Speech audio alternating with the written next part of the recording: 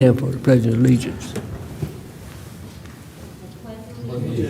the flag of the United States of America and to the republic for which it stands, one nation, under God, indivisible, with liberty and justice for all.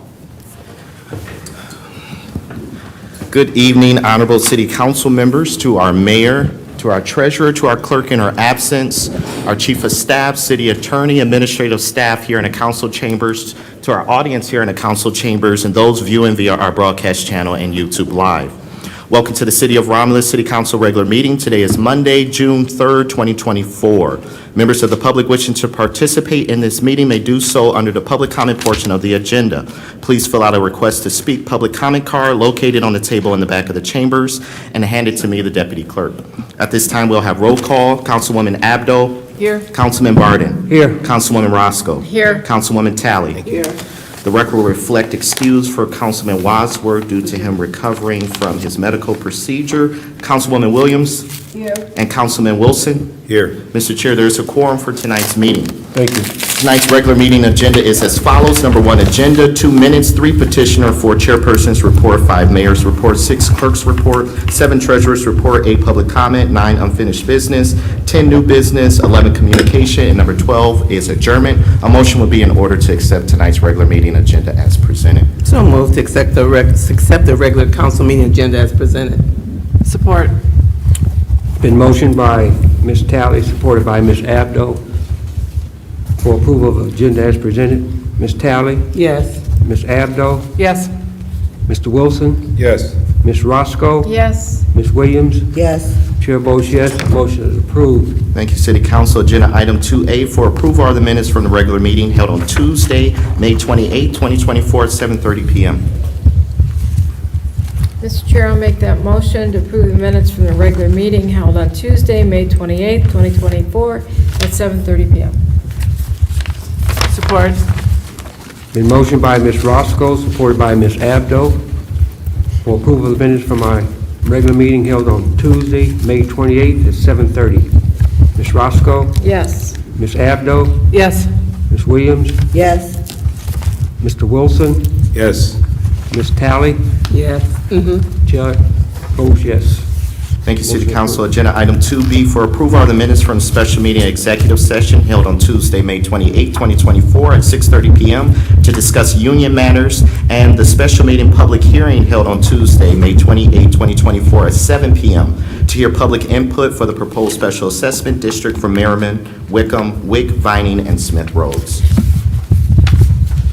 Mr. Chair, I'll make that motion for approval of the minutes from the special meeting executive session held on Tuesday, May 28, 2024 at 6:30 p.m. to discuss union matters, and the special meeting public hearing held on Tuesday, May 28, 2024 at 7 p.m. to hear public input for the proposed special assessment district for Merriman, Wickham, Wick, Vining, and Smith Roads. I second that motion. Been motioned by Ms. Roscoe, supported by Ms. Talley, for approval of the minutes from our special meeting executive session held on Tuesday, May 28, 6:30 p.m. to discuss union matters, and special meeting public hearing held on Tuesday, May 28 at 7 p.m. to hear public input from the proposed special assessment district for Merriman, Wick, Vining, and Smith Roads. Ms. Roscoe, Yes. Ms. Talley, Yes. Mr. Wilson, Yes. Ms. Williams, Yes. Ms. Abdo. Yes. Chair votes yes. Motion approved. Thank you, City Council. There are no petitioners for tonight's regular meeting. Number 4 is the chairperson's report. Thank you, Deputy Clerk. The Chair has no report tonight. Mr. Chair, I'll make a motion to accept your report. I second that motion. Been motioned by Ms. Roscoe, supported by Ms. Talley, for approval of the chairperson's report. Ms. Roscoe, Yes. Ms. Talley, Yes. Mr. Wilson, Yes. Ms. Abdo, Yes. Ms. Williams. Yes. Chair votes yes. Motion approved. Thank you. Thank you, Mr. Chair. Number 5 is the mayor's report. Thank you. Good evening, City Council, Madam Treasurer, Deputy Clerk, audience here today, and also the audience viewing at home. before I get into the action items on my report tonight, I want to draw your attention to the monitor for a quick announcement from the mayor's office. Ms. Vanessa Tolliver. Hello, I'm Vanessa Tolliver, and here are some events happening in Romulus. Let's play ball! Coming up on June 8th is the City of Romulus employees, the St. John's Lodge 44 annual softball game. First pitch is scheduled for 12 p.m. at St. John's Lodge, number 44 Park. Mayor McCray is proud to announce the return of the One Romulus community meetings, a forum where residents can share ideas and concerns with public officials, public safety leaders, and neighbors. The next meeting will be held at Hill Creek Elementary on Tuesday, June 11th at 6 p.m. Friday, June 14th, we will gather at the flag pole in the Romulus Historical Park at 11 a.m. for a Flag Day ceremony and to honor our veterans. Later that night, the Art District will come alive with the top 40 sounds of Dan Radford's theme band as we kick off the summer music series in our district beginning at 7 p.m. It's a Romulus alumni night, so make sure to wear your maroon and white to show off your Eagle pride. Thanks everyone, and remember to like and share us on Facebook and YouTube, or visit our website for more information. And you make sure to have yourself a fabulous night. Thank you, Vanessa. We appreciate the information. Also, just to update council, we've been watching closely the redistricting map at the Senate level, and we'll be sending an official communication right now. They pared it down to, we believe, the last 6 maps. One of those maps being beneficial to Romulus, the other 5, in my opinion, are not. So I'll be forwarding that information to council to look at. I appreciate City Council making a unanimous resolution to make sure that our voices were heard in this process. We're going to continue to do so. So we believe it's down to the last 6 maps. 5 are, in my opinion, detrimental to Romulus. 1 would be a good map. Once we isolated that and have all the details, we'll bring it back to council for a resolution again. So I appreciate the help there. We continue to watch. And also had a great time this weekend at the Romulus High School commencements. Another class of Eagles coming out of there. It was great to see the students and their achievement and how proud they were that day. So that was another great event at our high school, and just happy to be there in attendance this weekend. The only action item I have on my report tonight is for firefighters' uniforms. I concur with the recommendation of Ken Chapman, Deputy Fire Chief, and Christina Parker, Purchasing Director, and respectfully request Council award ITB 23-24-12 to the lowest, most responsive, and responsible bidder, NYE Uniform Company, for a 3-year pricing contract for firefighter duty and Class A uniforms. Gary Harris, Assistant Finance Director, has verified the funds for this acquisition have been budgeted for and are available in the Public Safety Fund. Mr. Chair, I'll make that motion for ITB 23/24-12 for the firefighter duty and Class A uniforms to go to NYE Uniform Company. Support. It's been motioned by Ms. Roscoe, supported by Ms. Williams, for ITB 23/24-12 firefighter duty and Class A uniforms. Any discussion? Yeah, just a quick question. Yes. PC, real quick question. So are these just the regular fire uniforms and not the turnout gear for the fires, right?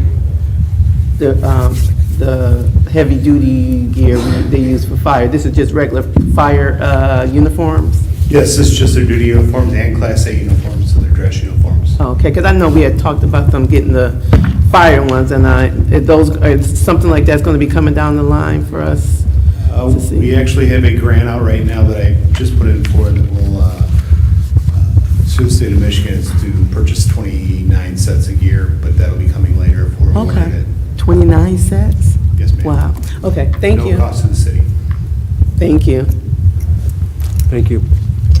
Any other discussion from council?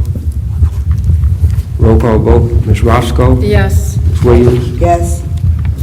Ms. Abdo? Yes. Mr. Wilson? Yes. Ms. Talley? Yes. Chair votes yes, motion approved. Thank you. One last little bit of information too. I'm pleased to announce that Gary Harris, with all his hard work on the hiring a contractor to reinstall the monument, I think we have a bid that was submitted. So it looks like we're moving forward. We're going to be cautiously optimistic on it. It's still a priority for us, but bearing a meeting next week with Gary and the contractor, I think we'll be moving forward finally on this one, so we'll keep pushing. But We've been at this point before, and contractors have disappeared. We don't think it's going to happen this time, so fingers crossed, and hopefully I'll be bringing it to council next week to enter into a contract to get our monument reinstalled, so. Yes. Thank you. That concludes my report for this evening. Thank you, Mayor. Thank you, Mr. Mayor. Number 6 is the clerk's report. There are 4 action items under the clerk's report. The first 2 are for second reading of budget amendments, and the last 2 are for first reading and introductions to amendments to the City Code of Ordinance. So agenda item 6A, it's requested that council approve the second reading and final adoption of budget amendment 23/24-18 in the amount of $2,000 to recognize donations and corresponding expenses for the Juneteenth celebration. This budget amendment was introduced at the May 28th council meeting. Mr. Chair, I'll make that motion to approve the second reading and final adoption of Budget Amendment 23/24-18 in the amount of $2,000 to recognize donations and corresponding expenses for the Juneteenth celebration. Support. Been motioned by Ms. Abdo, supported by Ms. Williams, for second reading and final adoption of Budget Amendment 23/24-18. Any discussion from council? No discussion, roll call vote. Ms. Abdo? Yes. Ms. Williams? Yes. Ms. Roscoe? Yes. Mr. Wilson? Yes. Ms. Talley? Yes. Chair votes yes, motion approved. Thank you, City Council. Agenda item 6B, it's requested that council approve the second reading and final adoption of Budget Amendment 23/24-19 in the amount of $115,000 to amend fiscal year 24 budget to account for depreciation and additional IT expenses. This budget amendment was introduced at the May 28th council meeting. Mr. Chair, I'll make that motion for second reading and final adoption of Budget Amendment 23/24-19 in the amount of $115,000 to amend the FY24 budget to account for the depreciation and additional IT expenses. I second that motion. Been motioned by Ms. Roscoe, supported by Ms. Talley. Second reading and final adoption of Budget Amendment 23/24-19. Any discussion? No discussion, roll call vote. Ms. Roscoe? Yes. Ms. Talley? Yes. Ms. Williams? Yes. Ms. Abdo? Yes. Mr. Wilson? Yes. Chair votes yes, motion approved. Thank you, City Council. Agenda item 6C is requested that council concur with the recommendation of the Retiree Healthcare Plan and Trust Board and approve the first reading and introduction to amendments to Appendix D, Public Employee Healthcare Fund, Article 9, Trust Administration Board of Trustees, Section 9.1A, the Board of Trustees of the City of Romulus Code of Ordinances. Need a motion? Mr. Chair, I'll make that motion for first reading and introduction to amendments to Article D, where am I at? Public Employee Healthcare Fund, Trust Administration Board of Trustees, Section 9.1, Board of Trustees of the City of Romulus Code of Ordinances. And I'd just like to make the comment that there's only one small change on here that says a citizen of the City of Romulus instead of it saying who is not a participant or qualified beneficiary in the plan. I second that motion. I have discussion. Okay. It's been motioned by Ms. Roscoe, supported by Ms. Talley. First reading, industrial amendments to Appendix D, Article 9, Section 9.18 of the City of Romulus Code of Ordinance. Discussion, Ms. Talley? Yeah, I'm not sure who I need to address this to, so why is it difficult to get a quorum? Is that you, Maria? So we have our quarterly meetings, and the board is made up of a few trustees, and as well as a citizen, a non-union employee, council member. And at our last meeting, we did not have a quorum, and we've been finding it very difficult to have a quorum, and a couple of the positions are coming up. So when we met with our attorney that sits on our board at our meeting, because he was there at our meeting, he said that other communities do something similar to help achieve a quorum. So, Is this what we do now that's listed here? I'm sorry? So our Board of Trustee, is it comprised of this list we have here, 1 through 6? Correct. That's what we currently have. Correct. So basically, the small change is we were just going to put a citizen of the city of Romulus. So looking at this list, I guess I'm still not understanding why we can't get a quorum. We talking about the mayor, the finance director, a current union employee, we got a lot of those, right? A current non-union employee, a city council member, and a citizen of the city of Romulus. So who's slacking? Unfortunately, sometimes at the meetings, not everyone can make it because of schedules. These are quarterly, right? Yes. Okay. So how in advance do they get the notice of the meetings? I mean, I know they're quarterly, but do We make it at each meeting, so when we, so like if we meet in March, we set the date at that time for the next meeting. So Or in you need- another 3 months. You at least need, what, four members to be present, and you're not getting 4? Correct. So is the citizen, is just a citizen of the city, Well, is that that's- person participating?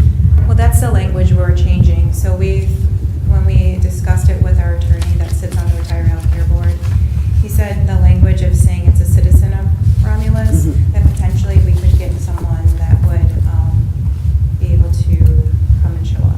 But what I'm saying is who's fulfilling that seat now? So the board is made up of myself, so it's the mayor, finance director, current union employee, which we have Jen Freyer. The current non-union employee is Gary Harris. Our city council member is Mr. Wadsworth, and also the other person is Mr. Morrison, not Morrison. He is a non-participant or qualified beneficiary in the plan. However, a lot of their terms are coming up in August, so we were just looking forward to make sure that we have a quorum, and these changes were suggested by the attorney to do that. Comment, John? Yes, Ms. Roscoe. Through the chair. So basically, what you're changing, it said before they couldn't be a beneficiary of the healthcare program here. So now we're saying you can be, as long as you're a citizen of the city of Romulus, where you're more than likely may get someone that's actually going to show up that has an interest in what's going on here. That's my opinion. Okay, I concur. It's just that when we take the time to have those meetings, there is business that we need to take care of. And again, at our last meeting, we were unable to reach a quorum.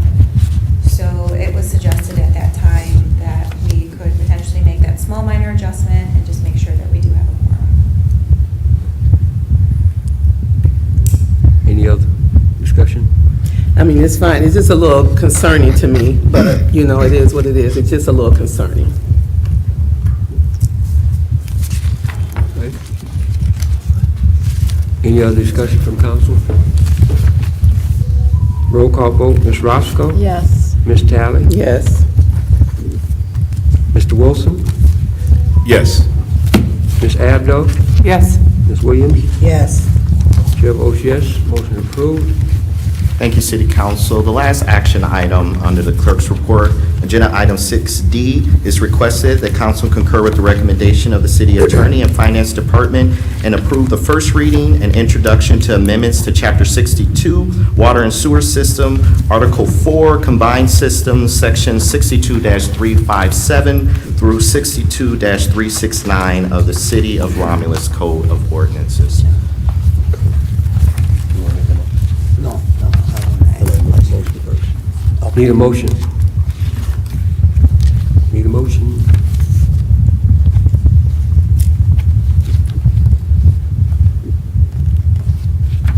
Any motions available? I would like to make a motion that we table this and have more time to go through this. The finance director, I see you presented this to us. This is too much to vote on for me tonight because I haven't had time to even understand a lot of these changes. So I would suggest that we have a study session and go line by line through this for you to make it clear that we can understand what we're voting on. Because right now, I mean, this is a lot. This is a thick package for so many amendments to be in here and not to have heads up on what we're voting on tonight. Support. I have a question about it, Deputy Clerk. Through the chair, I request that instead of using the language table, that you will make the motion to postpone it.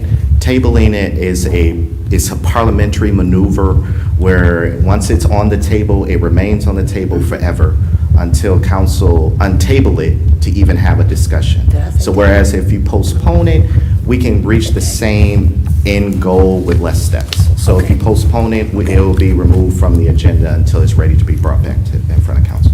Okay. Semantics. So I would like to make a motion on this particular item to postpone it until we can set for Good enough. a study session. Support. It's been motioned by Ms. Williams for postponement and supported by Mr. Wilson. Ms. Williams? Yes. Mr. Wilson? Yes. Ms. Abdo? Yes. Ms. Talley? Just a quick comment too. I'm voting yes because it is a lot in here. I have a lot of circles and I have a lot of question marks. It's a lot, and because this water and sewage is always a sensitive issue, I'm supporting that motion as well. Okay, great. Ms. Roscoe? And I support it also, and I reiterate what Councilwoman Kelly just said. Okay, great. I agree with that. And the chair also support the motion. Motion carried. Thank you, City Council. We will make those adjustments accordingly. And before I close out the clerk's report, just want to make a small announcement. As we enter the election season, there's going to be a lot of communication and correspondence that's going to be hitting the mailboxes of residents that's coming from third-party organizations. The third-party organizations unfortunately gathered their data from outdated information. They do not have the most up-to-date current information. So our office is urging residents that if you receive any third-party communications, just give us a phone call. Our office phone number is 734-942-7540, or you can send us an email at elections@romulusgov.com. Unless it's coming from our office, coming from the Secretary of State's office, coming from Wayne County Clerk's office, or it is a correspondence that have Clerk Ellen Craig Bragg's name and signature on it, it's not official. So if you receive those information that states that you're not registered, just give us a call and we can assuage those concerns to the residents. 9 times out of 10, you are registered. They're just using outdated information. Again, if there's any questions, give us a call, 734-942-7540, and that will conclude the clerk's report. Thank you, Deputy Clerk. Thank you, Mr. Chair. Number 7 is the treasurer report, and our treasurer has indicated she has no items under her report. Number 8 is public comment. This is the portion of the agenda for those in the audience who would like to address the city council. The rules to address the city council can be found on the back of the meeting agenda. If you would like to address the city council, please raise your hand, and after being acknowledged by the chairperson, approach the podium and state your name. Please note, members of the public who submitted a public comment card will be called upon first. You will have 3 minutes to speak. Any additional time will be upon the consent of the chair. Mr. Chair, I have not received any requests to speak public comment cards. Any comments from the audience? Yes.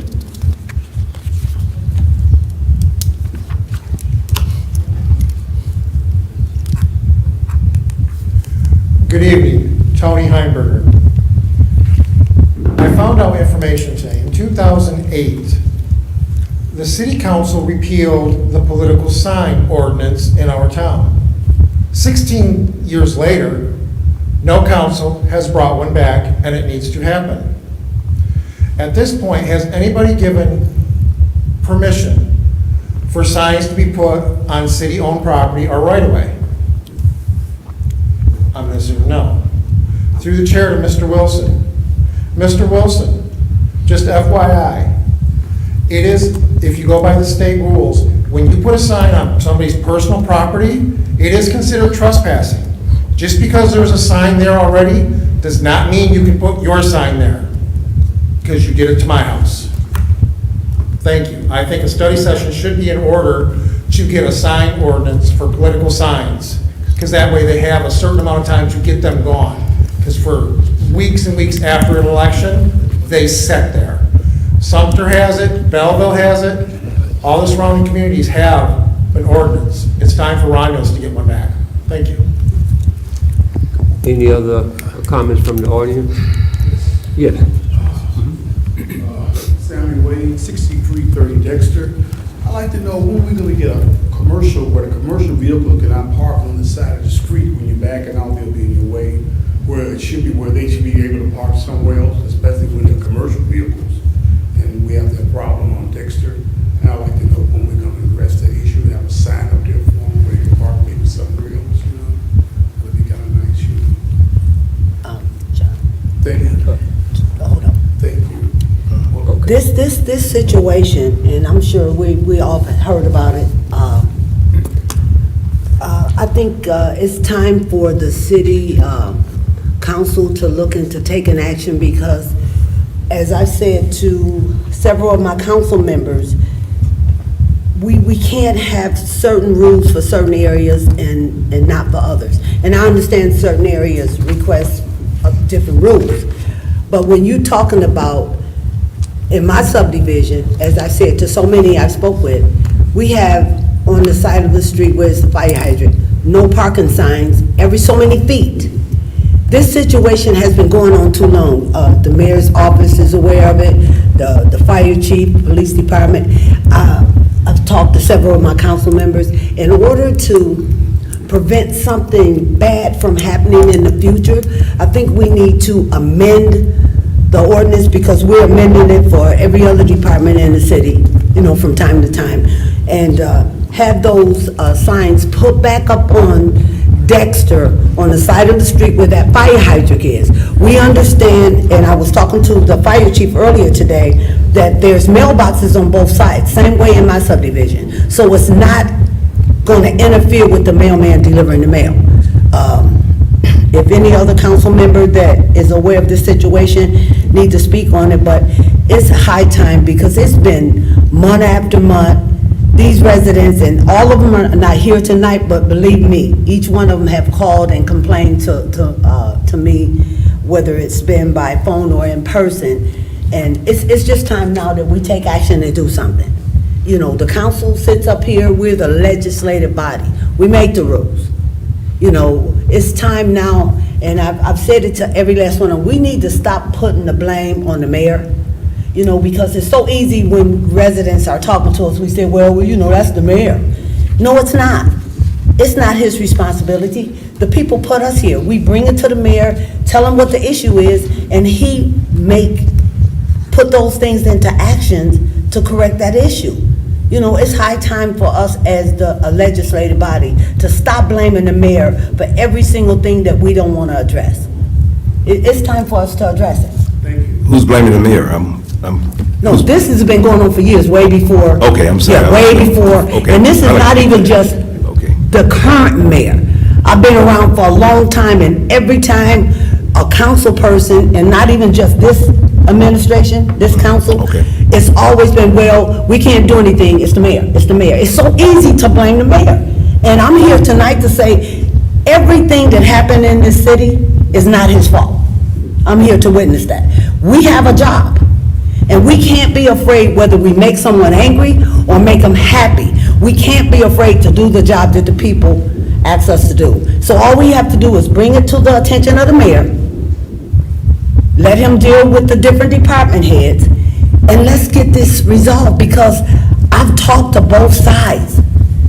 Someone's gonna end up getting hurt. And I don't wanna be a part of being sued because we ignored a situation that should have been handled. A simple no parking sign back up on that side of the street. I think the fire chief told me it was the east. And it's done. Through the chair.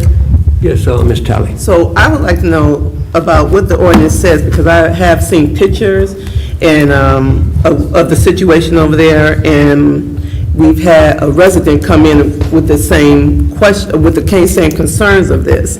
And so the pictures I saw made it very inconvenient for the resident to even come out her driveway. So I would like to know what the ordinance says, and, because it shouldn't be where a resident who's lived in that area for a number of years have to be inconvenienced, coming out her driveway from parking. So what have we done anything in regards to this situation? Because I know we had a resident come a few months ago. So what have we done anything, made any headway over there? There's been staff working on this one, and I apologize, but I just got more well-versed in it this morning, going through it, and I talked to Captain Salwa and also our fire department just to make sure, fire lane's a fire lane, but we know what happens in this community. If we post these signs where people are used to parking, then everybody's upset, and Councilwoman Williams has a point. If it's a state law, I don't even believe it's an ordinance. Deputy Chief Chapman, you could probably speak on it, that the fire lane is a fire lane is a fire lane. There's hydrants there, so I've just started looking at the pros and the cons of this situation this morning. We'll resolve it as soon as possible. So, but it's a fire lane, and if it's clearly marked, but we know that people are used to parking in certain areas, and we try to solve the problem, right? And we know there's an issue here, and we're trying to find ways to solve it.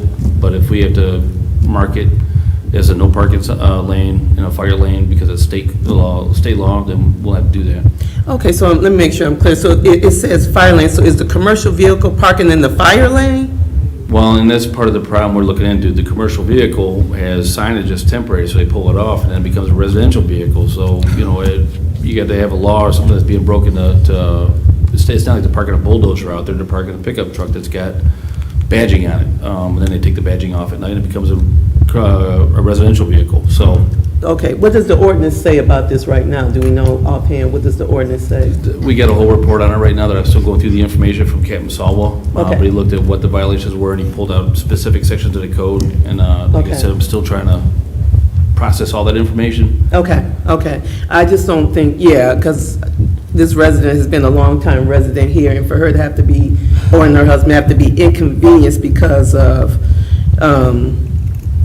I don't know if it's an ordinance or this neighbor or whatever it is, I just think it's a little bit unfair. It's another neighbor that parks in the street in front of their house, and it's another neighbor that parks in the street in front of their house, and here we are. Okay. So, like I said, we always try to find a solution to the situation, not just get out a broad brush and make a rule, but we'll make sure, and if rules need to be followed, they'll be followed. Okay, Ms. Roscoe and then Ms. Williams. Through the chair. And my question is, I understand about the truck and taking the signage off the truck, and now it's his personal or her personal vehicle, but the pictures I seen, it was, I think, more than the truck being the issue, it's the trailer. It's the trailer, and the trailer is a very big visual hindrance for anybody to be pulling out of their drive, and whether it's right there or even down the way a little bit. So I would think it's even more so an issue that the trailer is parked out there in the street. If, depending on what we come up with the laws and the ordinances and everything like that, I don't believe that trailer should be parked out there on the street like that. To the initial report that I saw this morning, the trailer was no violation, something that they could cite on or was nothing actionable. So like I said, we're looking in all the different areas of this one. And we all know that Captain Saul was very thorough and detail-oriented, so he's going through it with a fine-tooth comb just to make sure we're 100% right on this one. Well, that was my question. Thank you. And this is the problem I have, because originally DPW went out and they put signs on both sides. They said no parking on one side, on the west side, no parking on the east side. And then they went out because this one resident was complaining. I've talked to everybody in detail pertaining to this resident. I know everybody on that street. I've talked to all of them. We can't keep kicking this issue down the road. I'm saying, I live in Avalon Meadows. The fire hydrant is on the opposite side of the street that I live on. It's a sign every so many feet in between each one of those signs, all the way to the corner. For this issue to be going on for so long, it seems so simple to just put the no parking signs back up on the east side of the road, and we move forward. It's just not about the residents not being able to park or not be able to pull out of their driveway. It's about the other residents also, because this is not just one resident or Mr. and Mrs. Wade complaining. This is the whole neighborhood. It's not just, they don't just park that particular pickup truck and trailer in front of their driveway. They're harassing and intimidating every resident on that street. I'm looking, I go over there on a regular basis when I get the call. So the ordinance says, okay, take the sign off the driver's side of the truck, and then it's no longer commercial. But it's still on the passenger side. I go over there and take the picture. But the ordinance only look at the driver's side.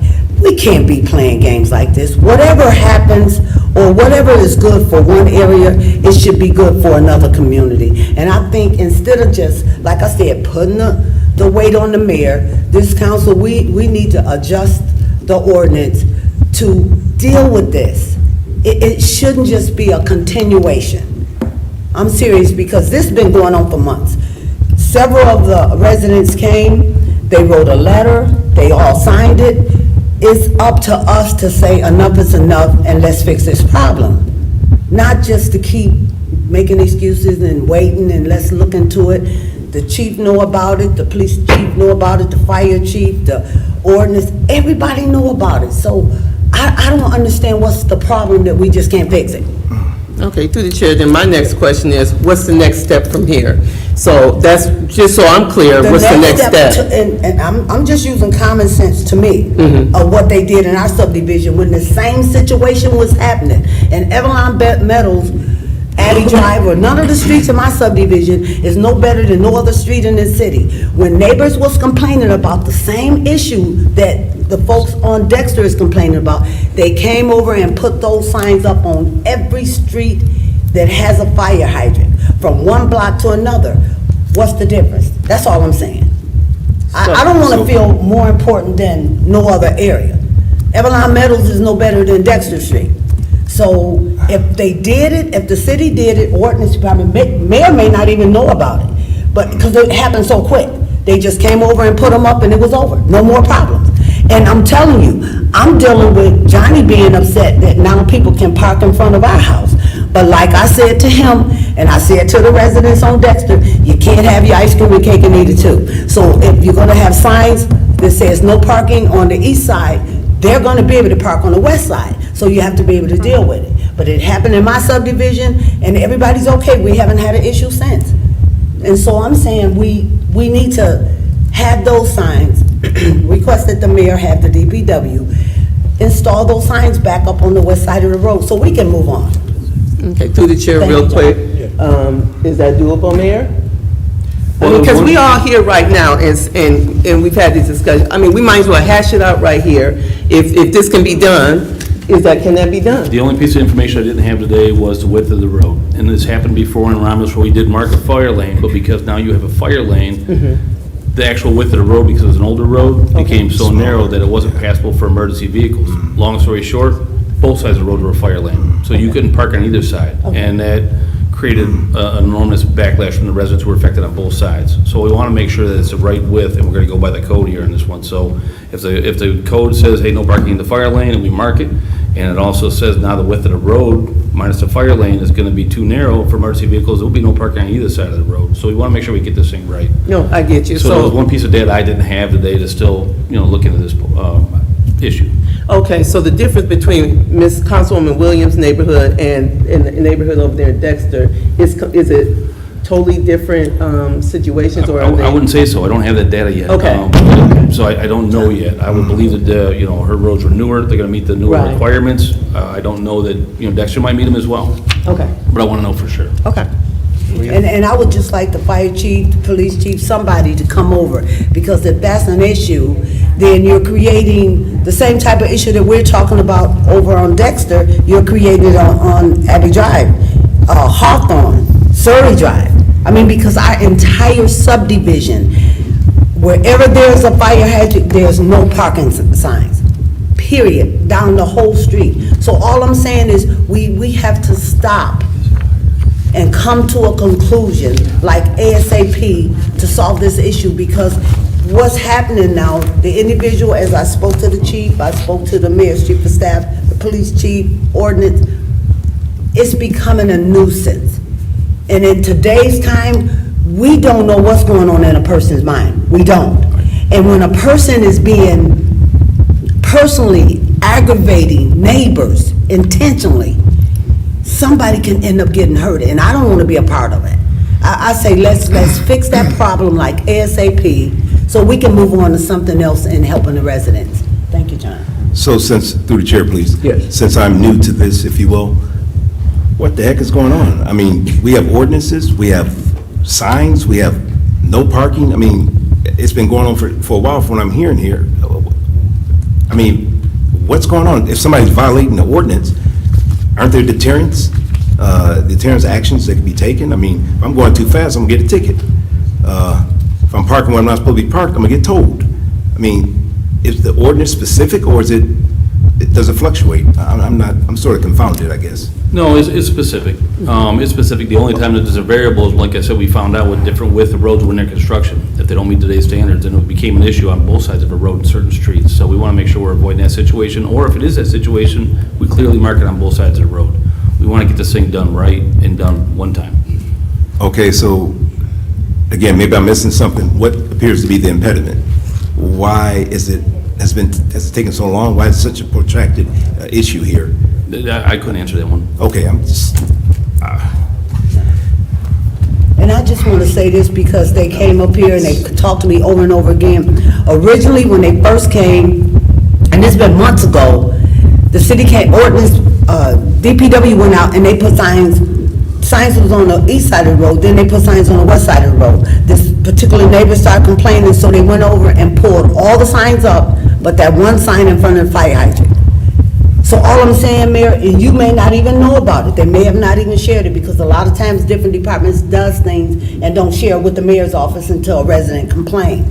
So they went out and put the signs up, but because one neighbor complained, and I don't know what his issue was, they went and took all the signs up. So all I'm saying is, and if it's an issue with the width of the road, or whatever, as the mayor was saying, then we need to check Avalon Metals again, because we cannot have different rules on the books. And as I said, and I made the motion to look over what we were changing in the ordinance, if we can be presented from the finance director, a big packet like this to make all these changes in one night, and we haven't even really got a chance to go over them thoroughly, what's the big deal about something so simple as a stop sign, a parking sign?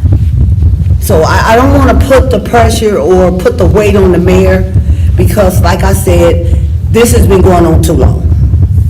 We need to make sure that this is resolved like ASAP, seriously, because I'm constantly getting calls, as I said, to the mayor's chief of staff, to the fire chief. It doesn't take a rocket scientist to figure out this will resolve the problem. It's one block over there in that entire neighborhood, and it needs to be addressed before somebody get hurt, because that's how bad it's getting. Thank you. Any other discussion from council? Any more comments from the audience? If there's no other comments from the audience, Deputy Clerk will close that out. Thank you, Mr. Chair. Number 9 is unfinished business. Number 10 is new business. I just wanted to make one comment, if I could, under the unfinished business. Political signs. We cannot regulate the time when they go up or the time that they come down if they're put on private property. That's a First Amendment right that somebody has to have that sign in their yard if they want it. And unless the sign gets in a deteriorated condition subsequent to the election, because it just sits there so long and the person doesn't maintain their sign, then we can deal with it if you get a dilapidated sign.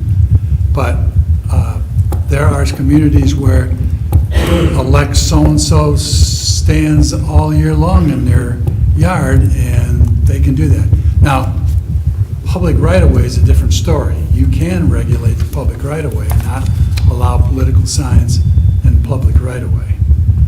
So, but we cannot treat political signs differently than we would create commercial signs in the city. So we don't make commercials take down their signs part of the year, so we can't regulate that. Thank you. Thank you. Thank you. Number 10 is new business. Through the chair.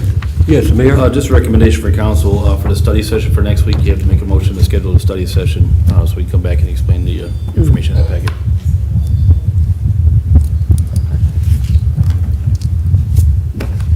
All right. Right. I'll make that motion. That we schedule a study Wait, session. wait. Sorry. Mr. Chair, I recommend that the study session be scheduled for 6 o'clock. We currently have another study session scheduled for 6:30 on June 10th. So if council is agreeable to the 6 o'clock, that's the earliest available time. Any other? Would Councilwoman Celeste, would you be able to make that meeting? I will do my best. I mean, because this is very important that we're going over this. Street sign dedication. So can we, Can we confirm? 6 o'clock is just kind of early for those that still have to work. And you're talking about pertaining to this ordinance? I believe that's what that will, Yeah, that that's, will be. and you're talking about 6 o'clock and the other one starts at 6:30, a half an hour is not going to be enough. That's the only available time frame if the council and the administration is looking for a special meeting on June 10th. Otherwise, we can go to June 24th at whatever time council determines. Through the chair. Yes, Ms. Roscoe. I think if we could do it just a little later, it would probably be better if we did it on the 24th. I believe that does not comply with administration. John. Ms. Williams, go ahead. Can we move that original sign dedication, what we originally moved to next week, can we move that one to the following week and put this one there, and that way we can have enough time, because I know it's a time constraint on this, right? And so maybe if we take that meeting from earlier today and move that to the 24th, and move this one to like maybe 6:30, to give the different council members the opportunity to be here, because they need to be here when we go through this. Yes, but just to advise council that the study session will be prior to the regular meeting, and that will be the time we'll be presenting to council to approve the honorary street signs, because the policy states that it has to be approved by council by the last meeting in June. So, That's just to what I'm let you saying, know. we'll move it to the 24th. Well, absolutely. I just want you to be advised that Okay. you will be voting on something that you were just getting more information on Okay. at that time. Is everybody? I think that's good. Yeah. Okay, through the chair, just so I'm clear. So we're saying on the 10th, we're doing, what study session we're doing on the 10th? So this study session will be to review the amendments to the ordinance for the water and sewer. Okay. That was got it. postponed. Okay, and then the 24th, we're looking at the honorary signs. Yes. So if council want, we could set that at 6:30 as well. And we will set 6:30 for the reviewing the applications for the honorary street sign for June 24th at 6:30 as well. That works just a pinch better. So, thank you.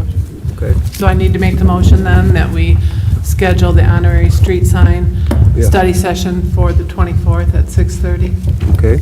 You could do it all under one motion if you would like.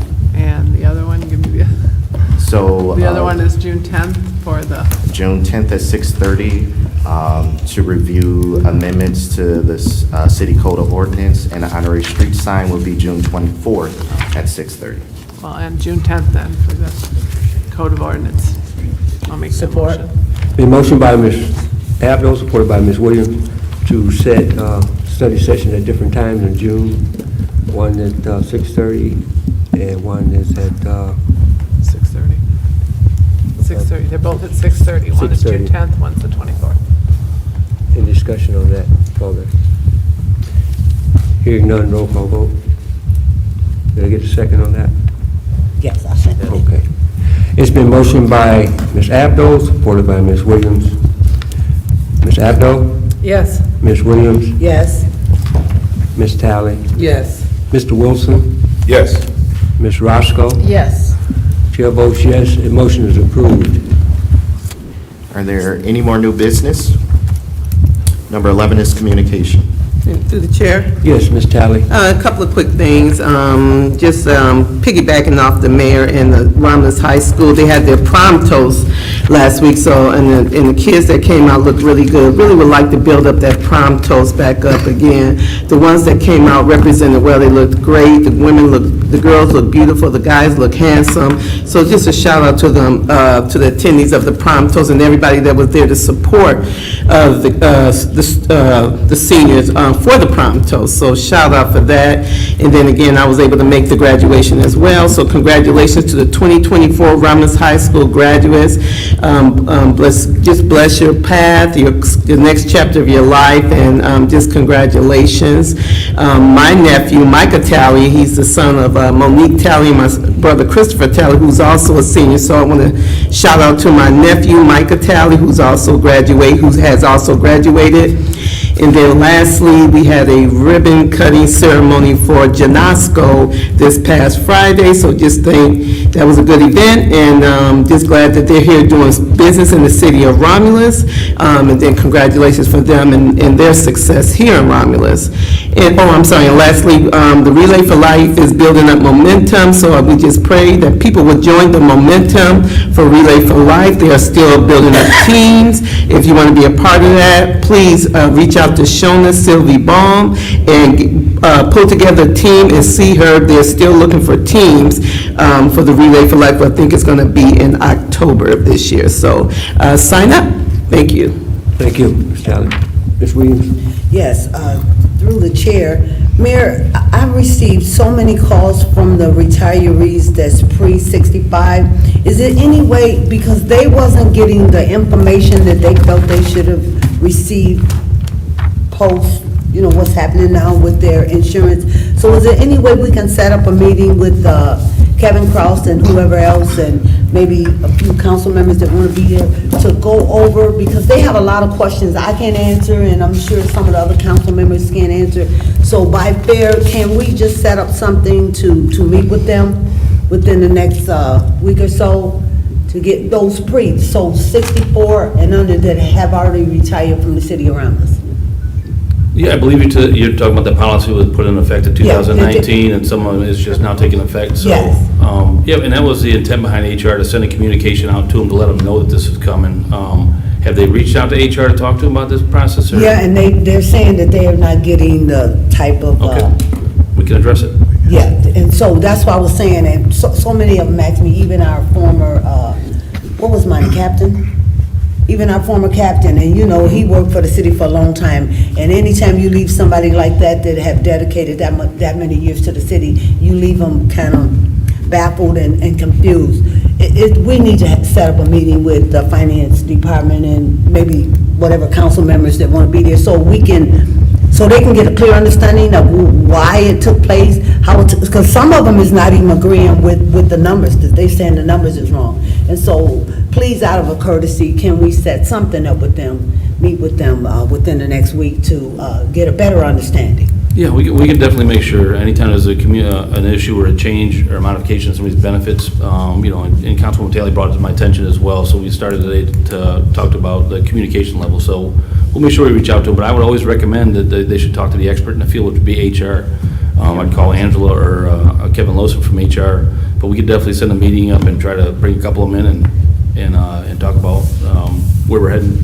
Thank you, Mayor. Mm-hmm. And then also,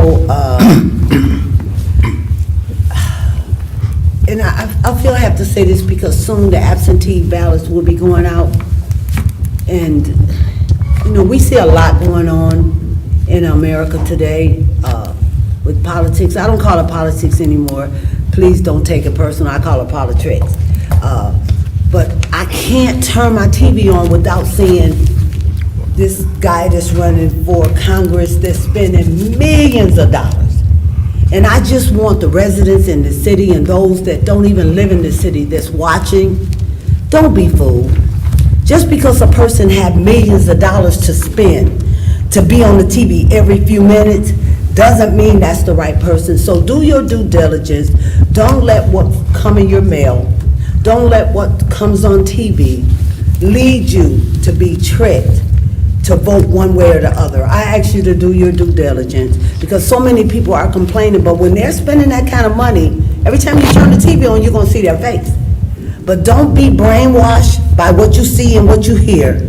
Do your due diligence and pay attention to what's happening and what's not happening before you make your decision. And also, Forgotten Harvest is back at the high school tomorrow from 10 o'clock to 12. We have to be out of there by 12. Per Forgotten Harvest, not so much the high school, but the truck has to go to another location. So please, everyone, feel free to let us serve you. Thank you. Are there any more communications from council? Yeah, quickly, here, Yes. the chair, please. Yes, Mr. I guess in my treks through the city, I've run into quite a few issues. One of the most pressing issues, I guess, appears to be a quagmire over at the farms. There's a detention pond back there that's absolutely filthy. It's filled with straw, the water's dark, mosquitoes are breeding, and all of the residents back there are really, really frustrated about that situation. Now, I had a chance to talk to Kevin Cross, I believe, the other day, and I talked to Robert as well. It appears as though the homeowners association has been disbanded. So now you have a private property situation, and you have it sitting obviously in the middle of Romulus, and you have children back there playing, possibly, getting themselves in some trouble. You have residents back there getting eaten alive by mosquitoes, and they're tax-paying residents, obviously, but they don't have a homeowners association. So William Carter, I think he told me extended greetings to you, Mayor William Carter. He used to be the president over there. We had a great talk the other day, sitting in his living room, and he said that they sort of disbanded or disavowed the homeowners association because people were kind of pissed off because they didn't think they were getting their money's worth, if you will. So now you have no homeowners association. You have them paying taxes back there, but it's private property. So how do you, it's like somebody's furnace blows up, right? Does the city go in there and give them a new furnace? I mean, it's on private property, it's your home, so it's a dilemma. And that's not the only place that has this type of issue. I think there's a couple more that I sort of, and I don't need to talk about them now because I want to make sure we get it straightened out, because I think the attorney, Mr. Hitchcock, has knowledge of this situation, and I told you were made abreast of it, and obviously you have some issues with trying to utilize citizens' taxpaying money to handle issues on a private property. So how do we handle that? How do we keep the residents safe, and how do we move forward if they don't have a homeowners association? First and foremost, I would recommend to those homeowners to reinvigorate their associations so they could address the issue. That is private property, and the city's only option there, because it services so many residents, would be to go in there and perform the work, and there'd be a special assessment. Sure. So it's definitely going to cost more for the city to do that. A lot of those retention ponds, and people don't realize about the benefits of those associations. That's why they're created. But being private property, we can't do that. But if we had to do that because it serviced so many residents, it'd be an enormous burden on the city, and Sure. it would be I understand a that. special assessment down to the residents who benefit from that. So it's like a sidewalk, right? The sidewalks, the residents have to take a vote. 51% of the votes petition. They petition for a new sidewalk. You establish a millage if they vote for it, right? And then they have to pay for it after 20 years, 30 years, whatever the case may be. They're assessed that monetary responsibility. And I know associations are not popular, but I highly recommend to those residents they take another look at that, and they get the right people on that board to hold those positions, because there's a function to those associations. So Sure. So if somebody gets hurt or harmed or whatever the scenario may be, this is obviously still the city. How do we? just because they disbanded that association doesn't mean they're not responsible. Okay. I can tell you about Please, Mr. a Hitchcock. fact situation that happened in another community in which the same thing happened and someone got hurt, and they sued every single property owner in there because you disbanded your homeowners association for the injuries that that person had. So where the association would have had, they were doing it right, would have had some liability coverage for that. But so that's the kind of risk they get into if they just ignore the situation. So the end game is what? I mean, I hear what you're saying, I hear what the residents are saying, I understand what the city is saying. What's the Again, I end would strongly recommend to those residents that they take a look at that association. And that also provides them a buffer. If somebody gets hurt right now, like our attorney said, they can come in after each individual property owner because you still have that responsibility to maintain. But just ignoring it's not going to take it from there. So that association will allow them to have insurance that will cover them, protect them. And they can also regulate the maintenance of the property that services their properties. So I strongly recommend that they look at that association again.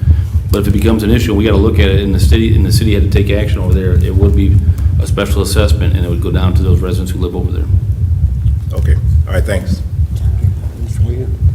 And I just want to share this with you, Mr. Wilson. I just sent a request over to the mayor's chief of staff. We're having the same issue.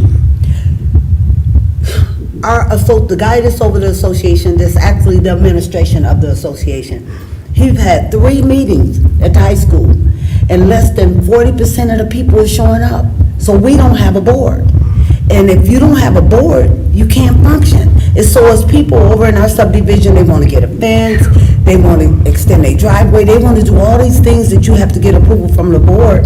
They're getting upset with the mayor, with the city of Romulus building director, because he can't release a permit for them to do something without our association, releasing it. And so I understand, I got some family members over there in the farms, they want to complain, but they have almost just dismantled the whole board and expect somebody to do something about it, and nobody is paying. So how can you expect anything when you stop paying, and it's been years? So as the mayor said, and that's what was told to us, if you don't pay now, you're going to pay later. So it's best to get that association, because that's what was established when they built that subdivision, association. So they're going to have to get that association back. And we're dealing with the same thing, Mr. Wilson, over in Avalon Meadows. Thank you, Sister Wade. And there is a responsibility too, if they look it's written into their deeds most times, so if they look at their title work, it'll spell it right out in there, what the responsibilities are. John, Mayor, I just want to ask you this, since we on that, because you wasn't in office, and I can't remember who was in office when they did this, but they put a pond directly behind somebody's yard, like 4 homes. And the only way to get to that pond is to go through somebody's property. So what, and if the city attorney can look into it, what can we do to vacate that pond? Because it's not being used. And those that pond, the residents where that pond sits behind your home, they're being ate up by mosquitoes because the association is not taking care of it, they're not treating it, and it's not being useful, and we're constantly spending money. So what can we do as residents to take the necessary measures to vacate that pond, just cover it up? Well, if that pond now has water in it, it probably is doing some function there, whether they like it or not. So, and I'm only guessing because I haven't looked at it. There's probably an easement of access to that pond somewhere in there. If it was an easement, so you can walk on somebody's, you have to go through somebody's property, that's what I'm saying. The administration that, when they built that and they gave the plans to the city, must have been asleep or, not really paying attention, because there's no way to it. You can't get to it unless you trespass on somebody's property.